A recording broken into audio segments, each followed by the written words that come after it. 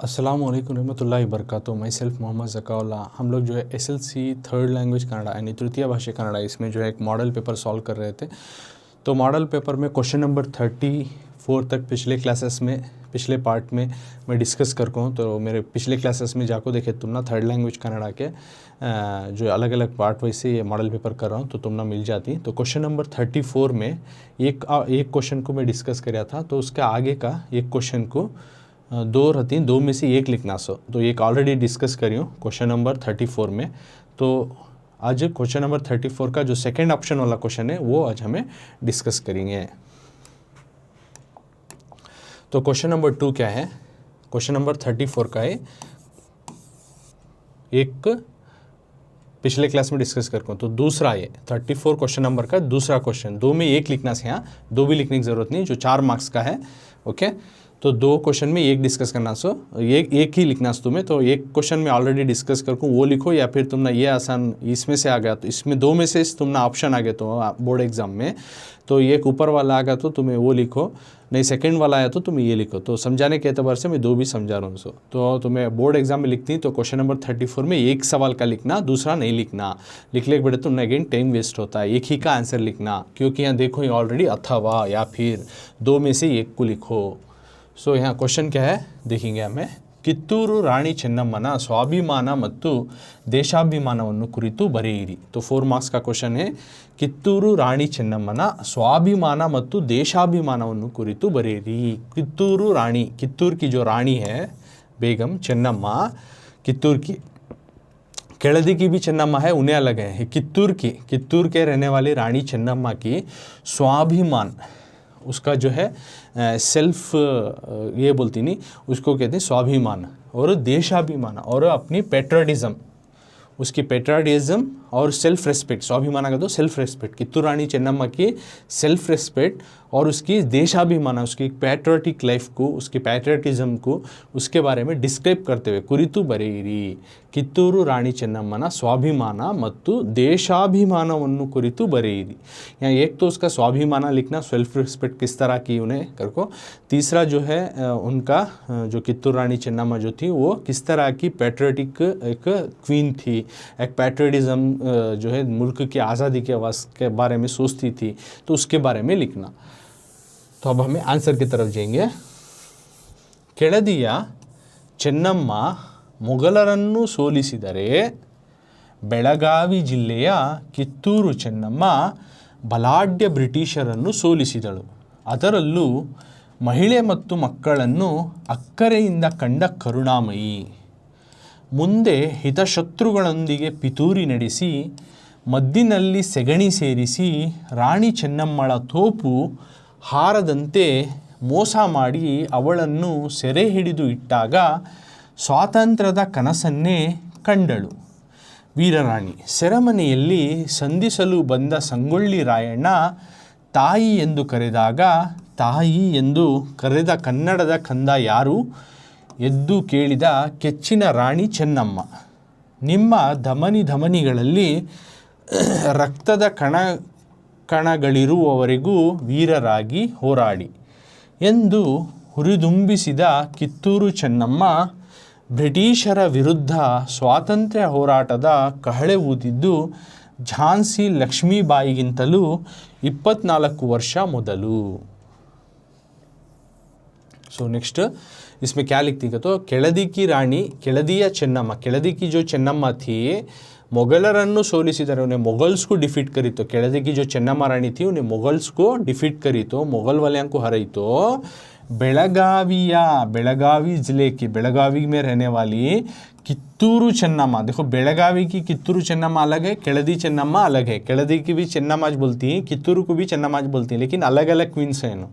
तो केळदा की चेन्नम्मा, केळदी की में रहने वाली चेन्नम्मा मुगल्स को डिफीट करी। तो मुगल का जो एम्पायर खड़ा होगा था, ओके, तो उन्होंने हुकूमत कर रहे थे हिंदुस्तान पे, तो उनको हराई। तो बेळगावी जिले या बेळगावी की रहने वाली कित्तूर चेन्नम्मा उन्हें क्या करी, देखो बेळगावी की कित्तूर चेन्नम्मा बलाढ्य ब्रिटिशरನ್ನು, बहुत ही मजबूत किस्म के ब्रिटिश के फौज को हराई, ಸೋಲಿಸಿದಳು. ಅದರಲ್ಲೂ उसमें भी महिला ಮತ್ತು ಮಕ್ಕಳನ್ನು, औरतें और बच्चों के साथ अक्करेइंद कंड, प्यार भरी निगाह से देखने वाली, एक करुणामयी, एक सिंपति दिखाने वाली, बच्चों के साथ प्यार मोहब्बत, औरतों के साथ प्यार मोहब्बत दिखाने वाली क्वीन थी। मुंदे आगे चलकर हितशत्रुगळोंदिगे, अपने कट्टर दुश्मनों से पितूरी नडिसी, कोई कट्टर दुश्मना जो उसके साथ ट्रेटर्स थे, ओके, उन्होंने उसको धोखा दिया। पितूरी कर को एक ये कर को क्या करे, मद्दिनल्ली, बारूद में सेगणी सेरिसी, बारूद में क्या करे, गोबर, गाय का गोबर मिला डाल को रानी ಚೆನ್ನಮ್ಮಳ, रानी ಚೆನ್ನಮ್ಮ की जो है तोपा जो थे हारदंते उड़े नहीं सका, मोसा माड़ी, धोखा देखो, ಅವಳನ್ನು ಸೆರೆ ಹಿಡಿದು उसको जो है कैप्चर करको, उसको अरेस्ट करको रखे थे, इट्टाग स्वातंत्र्यದ ಕನಸನ್ನೇ, आज़ादी का जो ड्रीम था उसी को है उन्हें देखी कंडಳು, कौन, वीर रानी कित्तूरू ಚೆನ್ನಮ್ಮ। सेरेमनिಯಲ್ಲಿ जब उन्हें जेल में थी, उसको अरेस्ट करके जेल में रखा गया था, तो सेरेमनी का तो जेल है, जेल में संधिसलु बंदा जो उससे मुलाकात करने के वास्ते आया था, संगोली रायಣ್ಣ उसको मुलाकात करने आया था जेल में, सेरेमनी में। तो उसे ताई ಎಂದು माँ करको करेदाग, बुलाई, ताई ಎಂದು करेदा, ताई करको बुलाया ना, ये कन्नड़ದ कंद यारू, ये कन्नड़ा का बच्चा कौन है, कन्नड़ದ कंद यारू ಎಂದು ಕೇಳಿದ, इस तरह से पूछने वाली एक ಕೆಚ್ಚಿನ रानी ಚೆನ್ನಮ್ಮ, इस तरह की रानी थी ಚೆನ್ನಮ್ಮ। और साथ में बोलती है संगोली रायಣ್ಣ को, ನಿಮ್ಮ धमनिಗಳಲ್ಲಿ, आपके जो है हर एक जिस्म के रूह में रक्तದ कणकणಗಳಿರೋರಿಗೆ, तुम्हारा जिस्म में रूह रहे तक और तुम्हारे खून का एक कतरा रहे तक वीररागी होराड़ी, आप ब्रेव से, करेजियस से अंग्रेज़ों के खिलाफ लड़ो ಎಂದು इस तरह से इंस्पायर करी, हुरुदुंबिಸಿದ इंस्पायर करी, किसको, संगोली रायಣ್ಣ को और फौज को। कित्तूरू ಚೆನ್ನಮ್ಮ इस तरह की थी कित्तूरू ಚೆನ್ನಮ್ಮ। ब्रिटिशर विरुद्ध, अंग्रेज़ों के खिलाफ स्वातंत्र्य होराटದ, आज़ादी की लड़ाई की जो है बिगल बजाने वाली, कहಳೆ ऊदिದ್ದು झांसी लक्ष्मीबाईगिंतलू, झांसी लक्ष्मीबाई से जो है पहले जो थी 24 साल पहले, 24 वर्ष ಮೊದಲು कित्तूरू ಚೆನ್ನಮ್ಮ जो थे अंग्रेज़ों के आज़ादी के खिलाफ लड़ने वाली, बिगल बजाने वाली का तो उनके खिलाफ आज़ादी के वास्ते लड़ने वाली झांसी लक्ष्मीबाई से पहले, जो 24 साल पहले इस तरह से फाइट करने वाली थी कित्तूर रानी ಚೆನ್ನಮ್ಮ। तो कित्तूर की ಚೆನ್ನಮ್ಮ उन्हें किस तरह की सेल्फ रिस्पेक्ट वाली औरत थी, और वो जो है देशाभिमान और उसका जो है पैट्रियटिज्म के बारे में लिखोगे। तो सबसे पहले लिखती, ಕೆಳದಿ ಚೆನ್ನಮ್ಮ ಮೊಘಲರನ್ನು ಸೋಲಿಸಿದರೆ, ಬೆಳಗಾವಿ ಜಿಲ್ಲೆಯ ಕಿತ್ತೂರು ಚೆನ್ನಮ್ಮ बलाढ्य ब्रिटिशरನ್ನು ಸೋಲಿಸಿದಳು करको यहाँ तक। तो ಕೆಳದಿ की ಚೆನ್ನಮ್ಮ मुगल्स को हराई, तो बेलगावी में रहने वाली कित्तूरू ಚೆನ್ನಮ್ಮ बहुत ही मजबूत किस्म के अंग्रेज़ों की हराई। ಅದರಲ್ಲೂ ಮಹಿಳೆ ಮತ್ತು ಮಕ್ಕಳನ್ನು ಅಕ್ಕರೆಯಿಂದ ಕಂಡ ಕರುಣಾಮಯಿ, उसमें भी औरतें और बच्चों के साथ प्यार मोहब्बत का और रहम का मामला, रहम से उनसे पेश आती थी। ಮುಂದೆ ಹಿತಶತ್ರುಗಳೊಂದಿಗೆ ಪಿತೂರಿ ನಡೆಸಿ ಮದ್ದಿನಲ್ಲಿ ಸಗಣಿ ಸೇರಿಸಿ ರಾಣಿ ಚೆನ್ನಮ್ಮಳ ತೋಪು ಹಾರದಂತೆ ಮೋಸ ಮಾಡಿ ಸೆರೆ ಹಿಡಿದು ಇಟ್ಟಾಗ, आगे चलकर उसके दुश्मन जो थे उसके साथ जो है ट्रेटर्स, तो गद्दारी कर कर क्या करती हैं, उसके बारूदों में जो है गोबर मिलाकर उसके तोपा उड़ नहीं सका, धोखा देती। तो स्वातंत्र्यದ ಕನಸನ್ನು और उसको कैप्चर करके जेल में रख डालती। तो उन्हें स्वातंत्र्यದ ಕನಸನ್ನೇ ಕಂಡಳು ವೀರರಾಣಿ, तो आज़ादी का एक सपना दिखी उन्हें। सेरेमनिಯಲ್ಲಿ ಸನ್ನಿಧಿಸಲು ಬಂದ ಸಂಗೊಳ್ಳಿ ರಾಯಣ್ಣ ताई ಎಂದು करेदाग, जब उसको जेल में अरेस्ट करको रखा थे, संगोली रायಣ್ಣ माँ करको जब बुलाया था, कौन मेरा बच्चा, कन्नड़ा का बच्चा जो है माँ करको बुला रहा है, तो इस तरह से पुकारी थी। और साथ में उन्हें ನಿಮ್ಮ ಧಮನಿಗಳಲ್ಲಿ ರಕ್ತದ ಕಣಗಳಿರುವವರೆಗೆ ವೀರರಾಗಿ ಹೋರಾಡಿ ಎಂದು ಹುರಿದುಂಬಿಸಿದ ಕಿತ್ತೂರು ಚೆನ್ನಮ್ಮ, और तुम्हारे खून का कतरा रहे तक, तुम्हारे में जिस्म में जो है जान बचे रहे तक तुम्हें अंग्रेज़ों के खिलाफ लड़ना करको, इस तरह से उनको इंस्पायर करी। किसको, संगोली रायಣ್ಣ को और फौज को। तो झांसी रानी लक्ष्मीबाई से 24 साल पहले ही ये आज़ादी की बिगुल बजा चुकी थी अंग्रेज़ों के खिलाफ करको लिखती। तो लिखे तुम ना 4 मार्क्स, 2 में से 1 लिखो।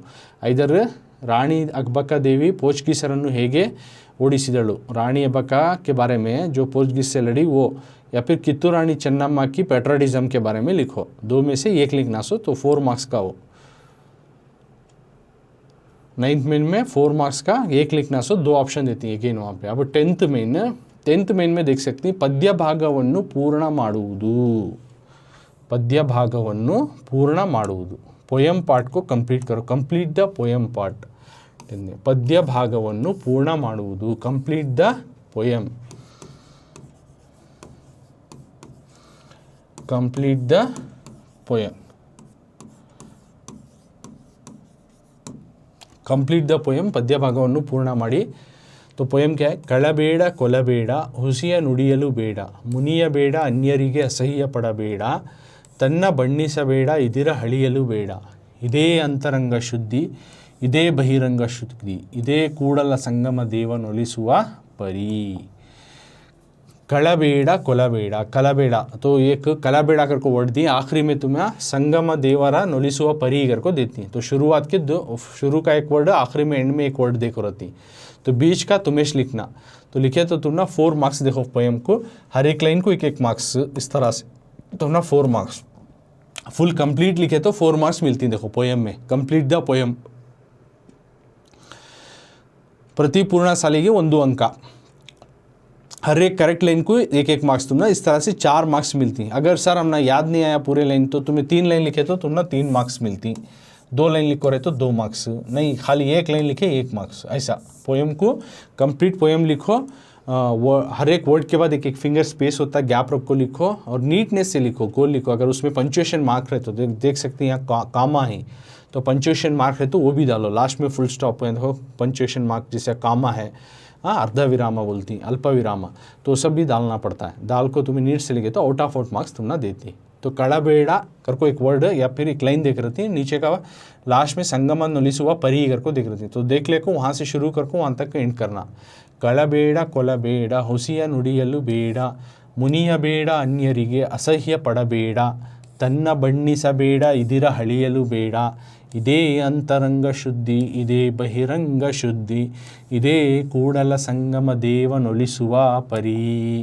कळಬೇಡ ಕೊಲಬೇಡ, चोरी मत करो और किसी को जान से मत मारो, ಹುಸಿಯ ನುಡಿಯಲು ಬೇಡ, झूठ मत बोलो, मुनिया बेड़ा गुस्सा मत हो, अन्यರಿಗೆ असह्य पड़ಬೇಡ, दूसरों को देखकर उनको नीचा मत दिखाओ, तन्ना बण्ಣಿಸಬೇಡ अपनी बड़ाई मत करो, इधर हड़ियलु बेड़ा दूसरों की बुराई मत करो, इदे अंतरंग शुद्धि यही जो है अंदर की पाकी, इदे बहिरंग शुद्धि यही जो है बाहर की पाकी, यही जो है अंदर और बाहर की पाकी. अगर तुम ये ज़िंदगी में फॉलो करो तो इदे कूडल संगम देव नोलिसुआ परी कर को लिखना. नेक्स्ट वो नहीं आया तो तुम ना ये लिख सकती या फिर अथवा देखो 2 पोएम देख रही थी, 2 में 1 लिखना, सो 2 भी लिख ले बेटे तो मार्क्स तुमने एक्स्ट्रा क्या देते नहीं, 4 मार्क्स ही अथवा और कर को 300 ऊपर वाला लिखो या फिर इसको लिखो, 2 में से 1 लिखना. क्वेश्चन नंबर 35 में 2 भी लिख ले को बैठना नहीं, पोएम तो एक्स्ट्रा मार्क्स देते नहीं. 2 में कोसा अच्छा देखो से 4 मार्क्स दादल को जाती. 2 भी आया म्हणजे 2 भी लिखती, no you will not get extra marks for that.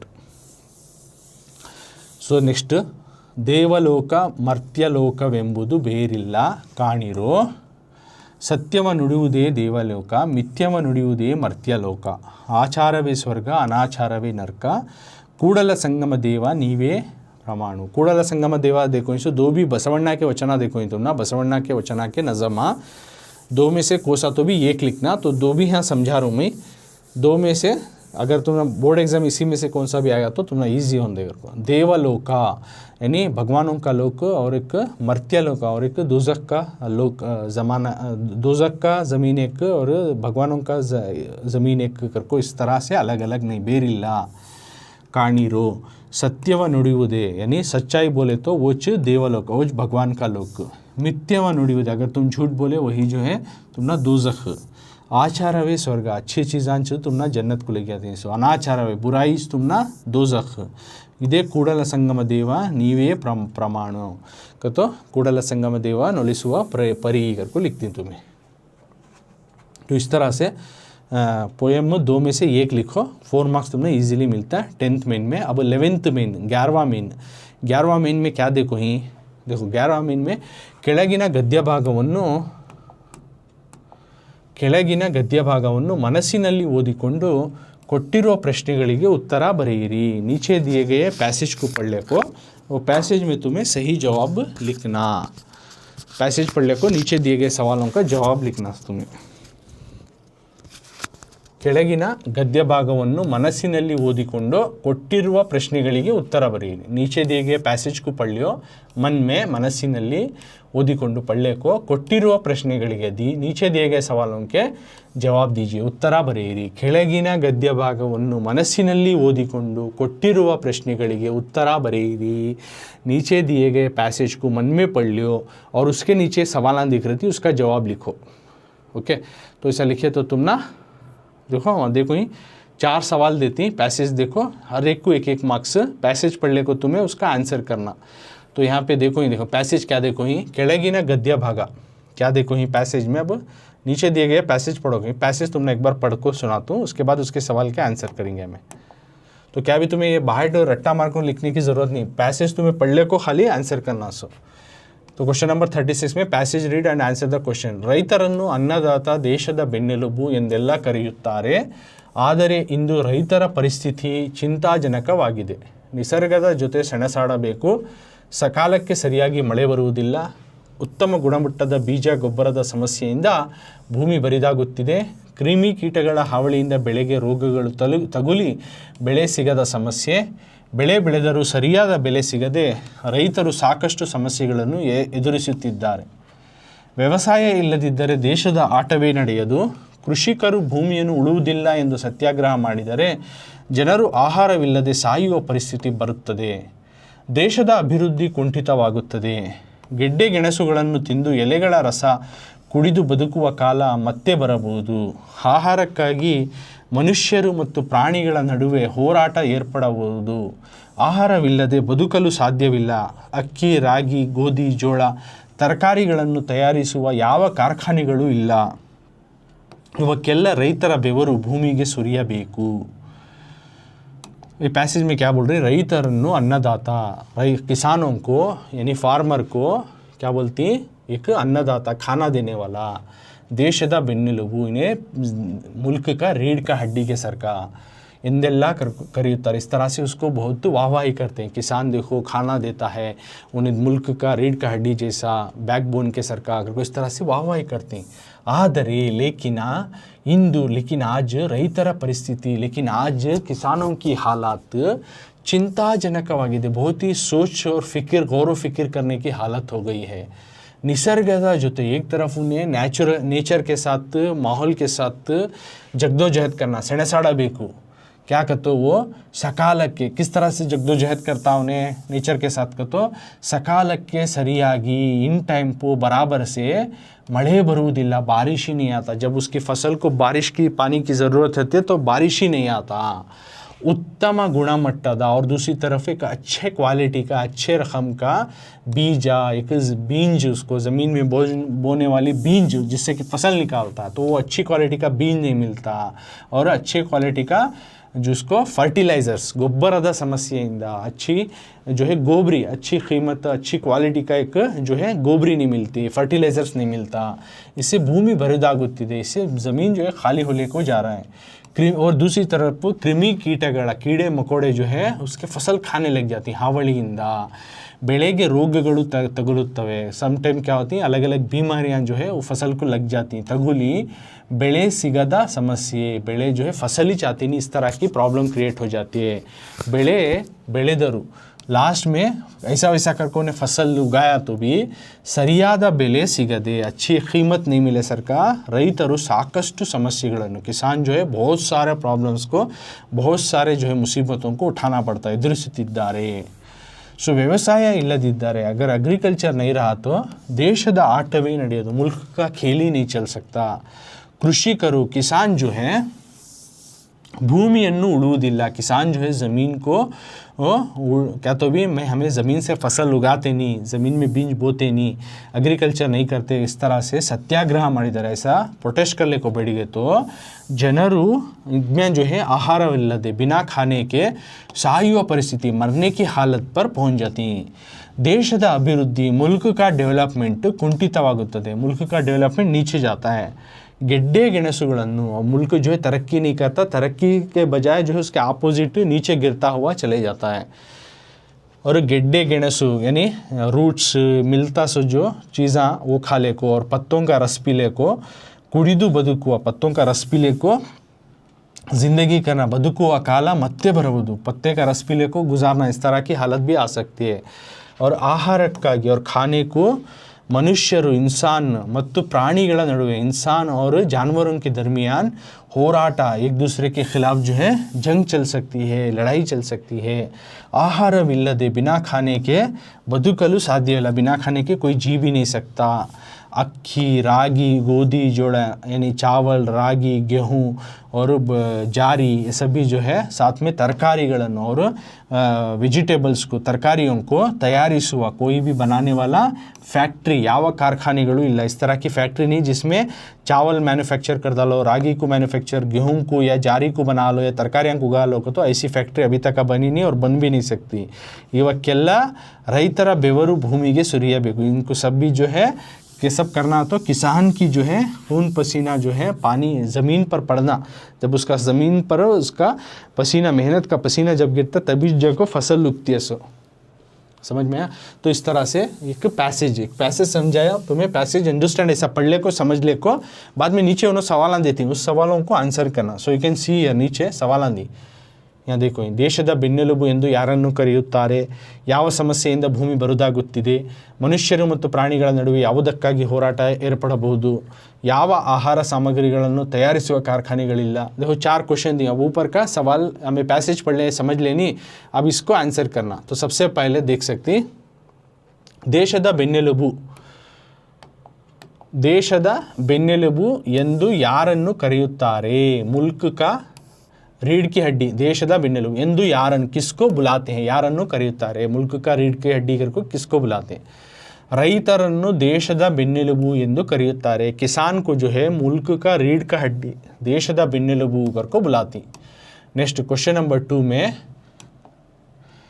ಯಾವ ಸಮಸ್ಯೆಯಿಂದ ಭೂಮಿ ಬರಿದಾಗುತ್ತದೆ, किस प्रॉब्लम की वजह से ज़मीन खाली हो रही है। उत्तम गुणमಟ್ಟದ ಬೀಜ ಗೊಬ್ಬರದ ಸಮಸ್ಯೆಯಿಂದ ಭೂಮಿ ಬರದಾಗುತ್ತಿದೆ, यानी अच्छी क्वालिटी का बीज और अच्छे क्वालिटी का एक गोबरी नहीं मिल रही, तो इससे ज़मीन खाली पड़ रहा है। ನೆಕ್ಸ್ಟ್, ಮನುಷ್ಯರು ಮತ್ತು ಪ್ರಾಣಿಗಳ ನಡುವೆ ಯಾವುದಕ್ಕಾಗಿ ಹೋರಾಟ ಏರ್ಪಡಬಹುದು, ಮನುಷ್ಯರು ಮತ್ತು ಪ್ರಾಣಿಗಳ ನಡುವೆ ಆಹಾರಕ್ಕಾಗಿ ಹೋರಾಟ ಏರ್ಪಡಬಹುದು, यानी इंसान और एनिमल्स के बीच में ಯಾವುದಕ್ಕೆ, किन बात को लेकर जो है कॉन्फ्लिक्ट हो सकता है। ह्यूमन एनिमल कॉन्फ्लिक्ट कब होती है अगर को बोल रही, यानी इंसान और जानवरों के बीच में पोटापोटी या फिर उनके बीच में कंपटीशन या उनके बीच में लड़ाई कॉन्फ्लिक्ट कब होती है, किस वजह से होती है। तो आहारक्कागी, खाने को लेकर, तब पूरा खाली हो जाते रहता है, इंसान के पास बचा नहीं रहता, तो उसको जानवर और इंसान के बीच में जद्दोजहद चलती है। उसके बाद ಯಾವ ಆಹಾರ ಸಾಮಗ್ರಿಗಳನ್ನು ತಯಾರಿಸುವ ಕಾರ್ಖಾನೆಗಳಿಲ್ಲ, ಅಕ್ಕಿ, ರಾಗಿ, ಗೋಧಿ, ಜೋಳ, ತರಕಾರಿಗಳನ್ನು ತಯಾರಿಸುವ ಯಾವ कारखानेಗಳು ಇಲ್ಲ। ಯಾವ ಆಹಾರ, कौन से खाने के जो चीज़ों को बनाने की फैक्ट्री नहीं है, कारखानेಗಳಿಲ್ಲ, कौन से खाने की चीज़ों को बनाने वाली फैक्ट्री नहीं है। जैसे अक्की, रागी, गोदी, ಜೋಳ, ತರಕಾರಿಗಳನ್ನು, चावल, गेहूँ, ओके, रागी और जारी, तरकारियाँ, ये चीज़ों को बनाने वाली कोई भी फैक्ट्री अभी तक बनी नहीं है, उसमें खला लेंदे कर को। तो इस तरह से वो इंसान का जो है खून पसीना ज़मीन पर पड़ा तो चुने, मेहनत मशक्क़त कर को बना सकता, उगा सकता। तो इस तरह से ये 4 मार्क्स डिस्कस करें हमें, और पोएम का 4 मार्क्स, 8 मार्क्स और एक 4 मार्क्स, 12 मार्क्स का हमें डिस्कस करें। अब आगे पैसेज रीडिंग के बाद ये पैसेज आता कर को बोल नहीं सकते। फॉर मिसाल के तौर पर तुम ना एक ये मॉडल पेपर है, तो उस तरह से समझा को बोल को हूँ तुम ना, इसी तरह पहले से तुम्हें पैसेज को पढ़ लेना, डिटेल से समझ लेना, 1-2 मिनट बैठकर पढ़ो, कौन सा भी पैसेज लें दे। इसके अलावा भी दूसरा दिए तो भी तुम ना पैसेज आराम से 5 मिनट्स 10 मिनट्स बैठ को आराम से बैठ कर पढ़ लो। उसके बाद प्रिपेयर हो को उसमें सवालों को अंडरस्टैंड कर ले को, उन सवालों के जवाब लिखना। तुम्हें क्वेश्चन नंबर डालो, आ का आंसर लिखो, आ डालो, आ का आंसर लिखो। इस तरह से तुम्हें सवाल लिखने को बैठने को टाइम वेस्ट करो ना को, सवाल का नंबर डालो, मेन नंबर डालो, सवाल नंबर डालो, जस्ट आंसर लिखते हुए जाना तुम्हारे आंसर बुकलेट में। क्वेश्चन पेपर है, सो क्वेश्चन को समझ लेने के वास्ते। तो 12th मेन में ಯಾವುದಾದರೂ, अब 12वां मेन की तरफ जा रही, तो 12वें मेन में 12th मेन में क्या है, ಕೆಳಗಿನ ಯಾವುದಾದರೂ ವಿಷಯವನ್ನು, ಕೆಳಗಿನ ಯಾವುದಾದರೂ ಒಂದು ವಿಷಯವನ್ನು ಕುರಿತು 15 ವಾಕ್ಯಗಳಿಗೆ ಕಡಿಮೆ ಇಲ್ಲದಂತೆ ಪ್ರಬಂಧ ಬರೆಯಿರಿ. ಕೆಳಗಿನ ಯಾವುದಾದರೂ ಒಂದು ವಿಷಯವನ್ನು ಕುರಿತು 15 ವಾಕ್ಯಗಳಿಗೆ ಕಡಿಮೆ ಇಲ್ಲದಂತೆ ಪ್ರಬಂಧ ಬರೆಯಿರಿ. मतलब ಕೆಳಗಿನ ಯಾವುದಾದರೂ नीचे दिए गए किसी एक के बारे में ಒಂದು ವಿಷಯ एक के बारे में ಕುರಿತು बारे में 15 ವಾಕ್ಯಗಳಲ್ಲಿ 15 से 15 जुमलों में उससे कम नहीं सका कಡಿಮೆ ಇಲ್ಲದಂತೆ 15 जुमले 15 लाइन से कम नहीं सका प्रबंध बरेरी. एस्से लिखो. Write essay on any one topic. So उसमें लाइन्स की तरह ना 15 लाइन्स के ऊपर तुम्हें लिखना. सर उतने लाइन्स नहीं हुए तो क्या करती, तुम्हें कितने लाइन्स आ सकती वो सेकेंडरी ऑप्शन में रखो. तुम्हें 15 लाइन तुम्हें बना को लिख सकते हो तो लिखो. नहीं हुआ तुमने 8 लिखे 10 लिखे. सो 4 मिलने की जगह तुम ना 3 मिलती 2 मिलती तो मार्क्स तो मिल रही. 0 के बदले अब मैं सर मुझे 15 लाइन लिखने नहीं होता, मैं एक 5-6 लिख सकता हूँ सर होता चाहिए तो हो दे छोड़ो. 2 दिन दे तुम ना 3 दिन दे. Very useful each and every marks. तुम्हें क्या भी नहीं लिखे तो 0 डालती. 0 से better nothing you are getting 1 2 3. Okay कुछ भी मार्क्स मिल रहा है तो बेटर है ना. तो सेकेंडरी ऑप्शन तुम्हें वैसा रखो. तो पूरा आया तो पूरा लिखो, नहीं हुआ तो तुम्हें नथिंग एंड समथिंग तो भी आन देगा. तो कितने लाइन आती उतने लाइन लिख कर आना. जो भी तुलना पॉइंट से तुम्हारे से ओन वर्ड बना के लिखो. No problem. स्पेलिंग मिस्टेक हो रहा अगर को वरी करो नो को. और तुम ना वर्ड सेंटेंस फॉर्म नहीं हो रहे वहाँ मुश्किल नहीं. Don't worry. कैसा होंदे तुम्हें लिख कर आओ. तो ना 4 मार्क्स नहीं मिलते. Okay sure that to 4. लेकिन नथिंग एंड समथिंग मार्क्स तो तुम ना मिल जाती हो मेन को. क्यों तो तुम्हें अटेम्प्ट करें कुछ लाइन्स लिखो ही कर को. तो यहाँ पे एक एस्से रेटिंग लिखना. प्रबंध बरेरी. जल संरक्षण अगर को एक है या फिर अथवा का तो बोलियो 2 रहती 2 में 1 कर को जल संरक्षण या फिर संपर्क माध्यमದ ಉಪಯೋಗ ಮತ್ತು ದುಷ್ಪರಿಣಾಮಗಳು. मीडिया. ओके मीडिया का uses and advantage and disadvantages. Media का एडवांटेजेस एंड डिसएडवांटेजेस लिखो. और दूसरा वाटर का सेव वाटर जल संरक्षण है सेव वाटर के बारे में पानी को बचाओ उसके बारे में लिखो. या फिर मीडिया से किस तरह से अपना फ़ायदा भी है किस तरह से अपना नुकसान भी है. मीडिया का तो पूरा आ जाता है. टेलीविज़न हो फ़ोन्स हो इलेक्ट्रॉनिक गैजेट्स हो ओके न्यूज़ हो तुम ना तब न्यूज़पेपर्स हो ओके तमाम चीज़ें भी मीडिया आ जाती हैं. तो हमें जानकारी जो हासिल करती हैं वो तो उसके यूज़र्स और उसके नुकसानात इसके बारे में तुम्हें इनके बारे में इससे लिखना. तो सबसे पहले जल संरक्षण है वाटर सेव वाटर के बारे में हमें जानेंगे. तो पहले सेव वाटर का तो क्या कर को हमें लिखना जल संरक्षण में. तो देख सकते हैं ये जगत्तिनल्ली बदुकलु. तो ये जल संरक्षण के बारे में इससे स्टार्ट हो रहा. अब जल संरक्षण कर को डाल लियो. जल संरक्षण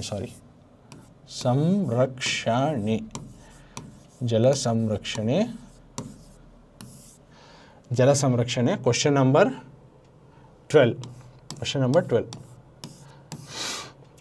12 37 क्वेश्चन नंबर 37 12th ಮೇನ್ ಜಲ ಸಂರಕ್ಷಣೆ ಸೇವ್ ವಾಟರ್. ಈ ಜಗತ್ತಿನಲ್ಲಿ ಬದುಕಲು ನಮಗೆ ನೀರು ಬೇಕು. ಆದರೆ ಇದರ ಅರ್ಥ ನಾವು ನಮ್ಮ ಅಗತ್ಯಗಳಿಗಾಗಿ ಮಾತ್ರ ನೀರನ್ನು ಸಂರಕ್ಷಿಸುತ್ತಿದ್ದೇವೆ ಎಂದಲ್ಲ. ಭವಿಷ್ಯದ ಪೀಳಿಗೆಗೂ ಈ ಜಗತ್ತಿನ ಸಂಪನ್ಮೂಲಗಳ ಮೇಲೆ ನಮ್ಮಂತೆಯೇ ಸಮಾನ ಹಕ್ಕುಗಳಿವೆ ಎಂಬುದನ್ನು ನೆನಪಿನಲ್ಲಿಟ್ಟುಕೊಂಡು ನಾವು ಅದರ ಬಗ್ಗೆಯೂ ಗಮನ ಹರಿಸಬೇಕು. ಆದ್ದರಿಂದ ಈ ಪ್ರಬಂಧದಲ್ಲಿ ನೀರನ್ನು ಸಂರಕ್ಷಿಸುವ ಅನುಕೂಲಗಳು ಮತ್ತು ವಿಧಾನಗಳನ್ನು ನೋಡೋಣ. मतलब ई जगत्तिनल्ली इस ज़माने में जल संरक्षण है सेव वाटर सबसे पहले उसके बारे में लिखती. इस ज़माने में ई जगत्तिनल्ली इस ज़माने में बदुकलु जीना का तो हमने नमगे नीरू बेको. इस ज़माने में हमें जीना का तो हम ना पानी होना पीने को पानी खाने को पानी हर चीज़ को पानी होना. आदरे लेकिन इधर अर्थ इसका मतलब ये नहीं कि नावु नम्म हमें हमारे अगत्यಗಳಿಗಾಗಿ सिर्फ हमारे ज़रूरतों को मात्र ನೀರನ್ನು ಸಂರಕ್ಷಿಸುತ್ತಿದ್ದೇವೆ. पानी को बचा रही हमारे ज़रूरत को होना कर को सिर्फ हमें पानी को बचाना कर को नवे इंदल्ला कर को नवे. तो हमें जीना कर तो क्या होना पानी होना. तो इसका मतलब ये नहीं कि हमें हमारे ज़रूरत को पूरा करने के वास्ते पानी बचाना कर को नवे.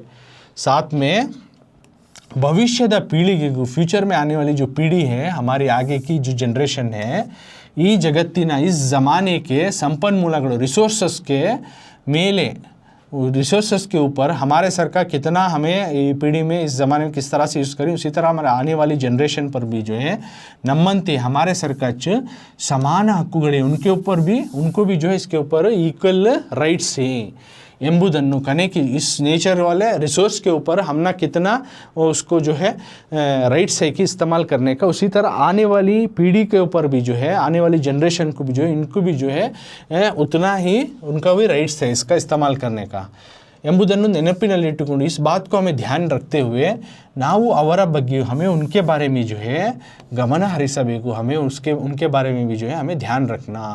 ಆದ್ದರಿಂದ इसलिए ಈ ಪ್ರಬಂಧದಲ್ಲಿ इस हिस्से में ನೀರನ್ನು ಸಂರಕ್ಷಿಸುವ पानी को बचाने का अनुकूलಗಳು, पानी को बचाने का उसका यूजेस ಮತ್ತು विधानಗಳು, पानी किस तरह से बचाना और कैसे बचाना करने का हमें देखेंगे, ನೋಡೋಣ।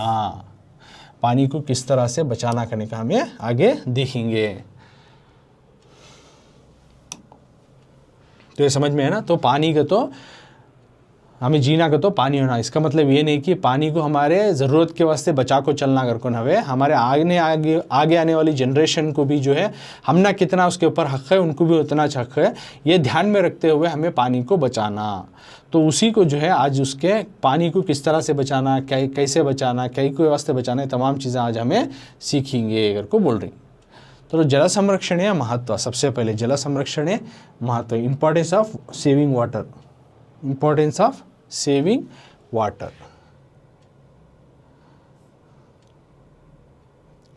जल संरक्षण या महत्व, जल संरक्षण या महत्व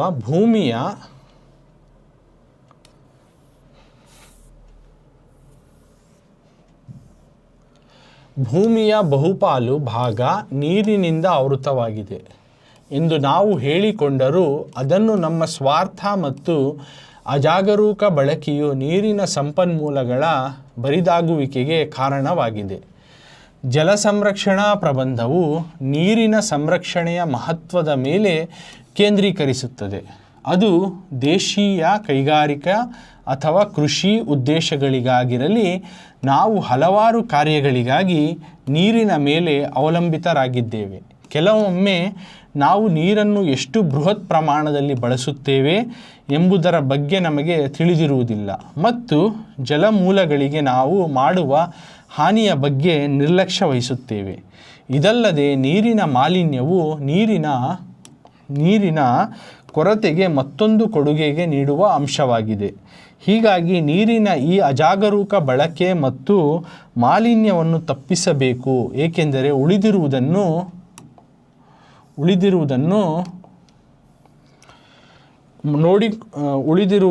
ನೋಡಿಕೊಳ್ಳುವುದು ಮತ್ತು ಭವಿಷ್ಯದ ಬಳಕೆಗೆ ಅವುಗಳನ್ನು ಸಂರಕ್ಷಿಸುವುದು ನಮ್ಮ ಜವಾಬ್ದಾರಿಯಾಗಿದೆ। अब इसको समझेंगे हमें। जल संरक्षण या महत्व, इंपॉर्टेंस ऑफ सेविंग वाटर। भूमि या बहुपालू, ज़मीन का बहुत कुछ हिस्सा जो है, भूमि या बहुपालू ज़मीन का बहुत हिस्सा, बहुत कुछ ज़्यादातर हिस्सा जो है, भागा हिस्सा, ज़मीन का ज़्यादातर हिस्सा ನೀರಿನಿಂದ ಆವೃತವಾಗಿದೆ, पानी से भरा हुआ है। ज़मीन का ज़्यादातर हिस्सा देखें तो हमें वाटर एक्वायर्ड प्लेस है, पानी ज़्यादा भरा हुआ है ಎಂದು ನಾವು ಹೇಳಿಕೊಂಡು इस तरह से हमें बोले तो भी ಅದನ್ನು उसको जो है ನಮ್ಮ ಸ್ವಾರ್ಥ, हमारे जो है सेल्फिशनेस ಮತ್ತು अजागरूक, हमारे सेल्फ पर्पज़ और अजागरूक और गफलत से ಬಳಕೆ गफलत से जो इस्तेमाल कर रहे हैं नीरिन संपन्मूलगड़ा। सो ये क्या होता आगे चल को, वाटर का जो रिसोर्स है, पानी करने की चीज़ जो है ख़त्म होने को चले जाता है, बरिदागुविके कारणवाಗಿದೆ, ख़त्म होने को चले जा रहा है। कारण ये वजह बन रही है, एक हमारे सेल्फ पर्पस के सेल्फिशनेस के वजह से और हमारी गफलत की वजह से पानी को ऐसा हमें वेस्ट करें, इतना इस्तेमाल करके उसका ख़त्म कर रहे हैं कि आगे ये ख़त्म ही होने को चले आ रहा है, ऐसा एक वजह बन रहा है। जल संरक्षणा प्रबंधವು जल वाटर सेविंग करने का जो एस्से जो है ನೀರಿನ ಏನಕ್ಕೋ छोड़ो ये लाइन नक्को ಕೇಂದ್ರೀಕರಿಸುತ್ತದೆ। ದೇಶೀಯ ಕೈಗಾರಿಕೆ ಅಥವಾ ಕೃಷಿ ಉದ್ದೇಶಗಳಿಗಾಗಿರಲಿ ನಾವು ಹಲವಾರು ಕಾರ್ಯಗಳಿಗಾಗಿ ನೀರಿನ ಮೇಲೆ ಅವಲಂಬಿತವಾಗಿದ್ದೇವೆ। ये लाइन नक्को, ये लाइन छोड़ो, ये लाइन नक्को। तो यहाँ से या नीरू करको अदू गतो नीरू करको अदू गतो अदू देशीय यानी मुल्क के जो है कईगारिका मत्तु कृषि यानी इंडस्ट्रीज यानी फैक्ट्रीज और एग्रीकल्चर यानी खेती ज़मीनी ज़रात के वास्ते वगैरह वगैरह यूज़ों के वास्ते होना उद्देश्यಗಳಿಗಾಗಿರಲಿ उसके वजह ಹೊಂದೆ ನಾವು ಹಲವಾರು हमें जो है बहुत सारे कामों को ಹೊಂದೆ ಕಾರ್ಯಗಳಿಗಾಗಿ नीरिನ ಮೇಲೆ पानी के ऊपर नीरिನ ಮೇಲೆ अवलंबितराಗಿ पानी के ऊपर डिपेंड ही हमें चाहे वो मुल्क में जो करने वाली फैक्ट्रियाँ हों चलाने वाली फैक्ट्रियाँ हों या फिर खेती हो एग्रीकल्चर हो ज़रात हो या फिर दूसरे वजहों के वास्ते पानी के ऊपर हमें बहुत ज़्यादा डिपेंड है पानी होना चाहिए नीरिನ ಮೇಲೆ ಅವಲಂಬಿತವಾಗಿದ್ದೇವೆ उसके बाद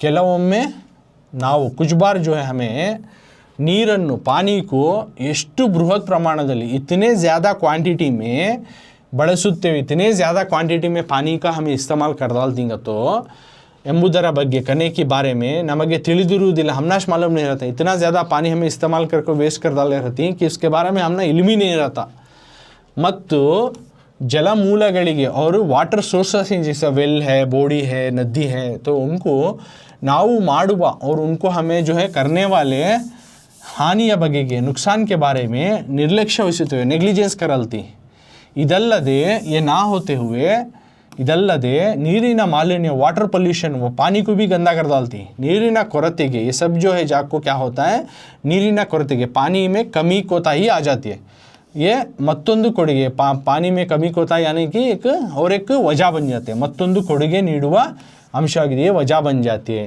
तो एक हमें चाहे फैक्ट्रीज़ को लेकर हो एग्रीकल्चर को लेकर हो हमें पानी पर बहुत ज़्यादा डिपेंड है और एक बार तो पानी के ऊपर इतना ज़्यादातर इस्तेमाल कर डालती हैं तो हमें ये जो वाटर के सोर्सेस ही इनको नुकसान पहुंचा डालती हैं और दूसरा और एक क्या करती हैं कंबरती को हमें पानी का पोल्यूशन पानी को हैज़ पानी को भी गंदा करके छोड़ डालती हैं तो ये दो वजह जो हैं पानी ख़त्म होने की एक वजह बन जा रही है तो नीरिना तो पानी की इस तरह की अजागरूका एक गफलत से भरी इस्तेमाल ಬಳಕೆ ಮತ್ತು मालिन्य और उसकी जो है गंदगी करना पोल्यूशन करना ये हमें रोकना है तप्पिसಬೇಕು पानी का जो पोल्यूशन करना वो चीज़ को हमें रोकना है ಏಕೆಂದರೆ क्यों कहतो ಉಳಿದಿರುವುದನ್ನು बचे हुए चीज़ को जो है बचे हुए पानी को ನೋಡಿಕೊಳ್ಳುವುದು बचे हुए पानी को देख लेना ಮತ್ತು और भविष्यದ ಬಳಕೆಗೆ और हमारे फ्यूचर के इस्तेमाल में लाना ये देख लेना हमें ये हमारी जिम्मेदारी सो ಅವುಗಳನ್ನು ಸಂರಕ್ಷಿಸುವುದು तो उनको बचाने के जो है ನಮ್ಮ जवाबदारियाಗಿದೆ वो हमारी जिम्मेदारी है वो हमारी जो है जिम्मे है कि हमें बचे हुए पानी को सही से इस्तेमाल करें और उसको सही तरीके से मैनेज करें और उसको बचाए भी लें तो ये वो सेव वाटर के बारे में ऐसे तो सबसे पहले लिखे कि पानी का तो सिर्फ ज़िंदगी हमें जीना का तो पानी होना तो पानी जो है इसका मतलब ये नहीं कि उसको ज़रूरत के वास्ते कर को बचाना कर को नहीं तो आने वाली जनरेशन को भी जो है हमारा जो हक उनको भी है तो उसके वास्ते उनके वास्ते तो भी हमें बचा को रखना तो पानी का ज़्यादातर अब इसके बारे में क्या लिखते हैं पानी का ज़्यादातर ज़मीन में ज़्यादातर हिस्सा पानी से भरा हुआ है इस तरह से कर को हमें सेल्फिशनेस और हमारे फ्लस से भरी हुई कुछ जो कामों से क्या हो रहा है तो पानी का सोर्स कम होने जा रहा है ख़त्म होने को चल जा रहा है ओके तो इस तरह से हमें एक तरफ पानी को हमें बचाना और उसको जो है बराबर से मैनेज कर ले जाना जैसे हमें इंडस्ट्रियल फैक्ट्री होंगे एग्रीकल्चर ये सब प्लानिंग करके हमें कितना होना उतना इस्तेमाल करना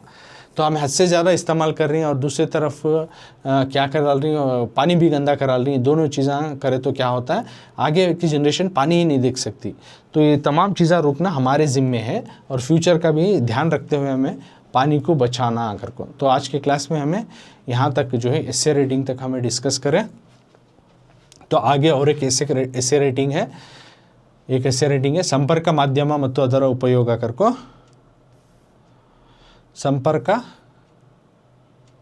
संपर्क माध्यमದ उपयोग ಮತ್ತು दुष्परिणाम है ये और लेटर रेटिंग्स आती हैं ये अगली पार्ट में हमें डिस्कस करेंगे तो ये क्लास में हमें एक प्रबंध जल संरक्षण सेव वाटर और पैसेज रीडिंग और आंसर द क्वेश्चन और कंप्लीट द पोएम पद्य भाग पूर्ण ಮಾಡುವುದು और एक लॉन्ग लेंथी आंसर जो कि ऑप्शन में है तो ये तमाम चीज़ें आज हमें क्लास में डिस्कस करें। इसका आगे का पार्ट बचा हुआ ये केस से और लेटर रीडिंग नेक्स्ट पार्ट में हमें कंटिन्यू करेंगे।